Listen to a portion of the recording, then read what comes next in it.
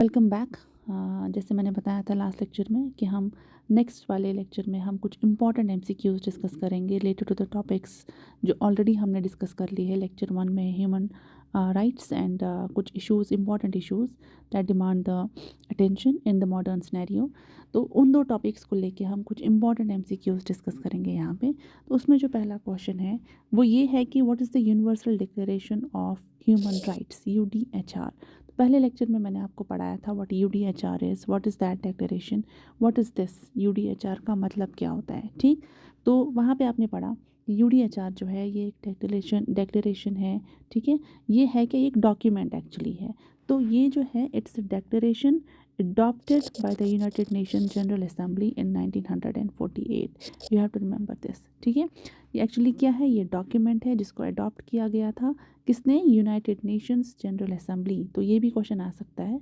And ये actually एक milestone था in the history of human rights. Outline किए थे इन्होंने fundamental rights and freedoms that should be universally protected, right.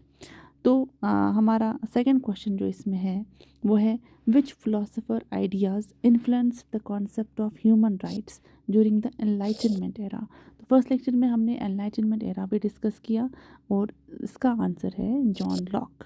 ठीक है, तो जॉन लॉक जो थे वो एनलाइटनमेंट फिलोसोफर रहे हैं जिन्होंने एडवोकेट किया idea of natural rights, natural rights besides including like life, liberty. ठीक है, ये सब उन्होंने एडवोकेट किए थे। लिबर्टी के साथ साथ प्रॉपर्टी भी उन्होंने कहा था। ठीक है, that influenced the development of modern human rights principal.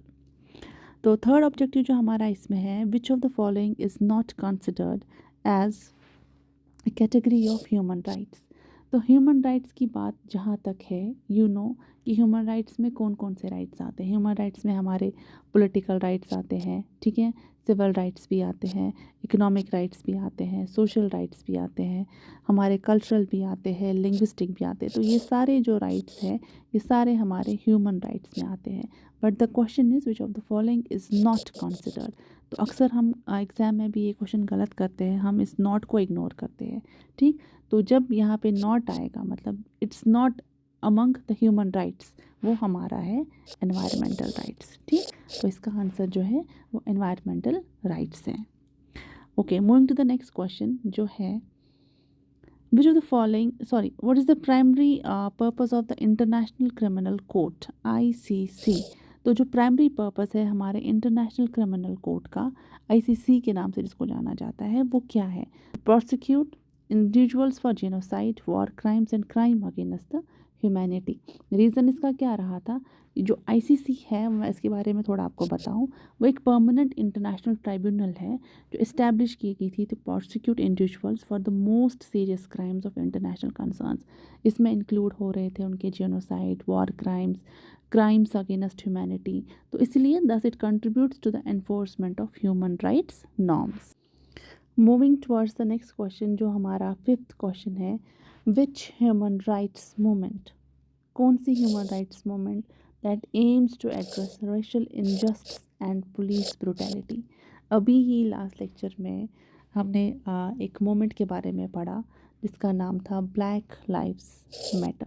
ठीक है, ये एक मूवमेंट रही है that emerged in response to systematic racism and police brutality, advocating for racial equality, like justice and an end to violence against the black communities. ठीक है, तो ये ब्लैक लाइव्स मैटर जो है इसका आंसर आएगा option number A. Okay, moving towards the next question, question number 6 जो है what is the key challenge faced by the marginalised communities in accessing health care during the covid pandemic. तो ये भी हमने रिसेंटली अभी इससे पहले ही लेक्चर में कुछ इंपॉर्टेंट इश्यूज़ हाईलाइट किए थे, तो उसमें ये भी आता है। तो उसमें हमने देखा था कि क्यों कौन से चैलेंज फेस किए गए थे मार्जिनलाइज्ड कम्युनिटीज़ या पोरर कंट्रीज़, पोरर नेशंस ने, जो उनको एक्सेस नहीं मिल पाई थी हेल्थ केयर की, उनको एक्सेस नहीं मिल पाई थी वैक्सीन की, वो only because of the unequal distribution of the vaccines. ठीक, तो answer be here is the right answer. Moving towards question number 7, which says Which region is known for its extensive internet censorship and surveillance system, often referred to as a Great Firewall? अभी हमने कुछ time पहले ही lecture में discuss किया था कि China जो है it's known for its extensive internet censorship and surveillance system, जिसको हम ग्रेट फायरवॉल के नाम से जानते हैं, जो रिस्ट्रिक्ट करता है एक्सेस टू इंफॉर्मेशन और मॉनिटर करता है सारी ऑनलाइन एक्टिविटीज़ को। ठीक है, तो वहाँ है China is the right answer. Now, question number 8.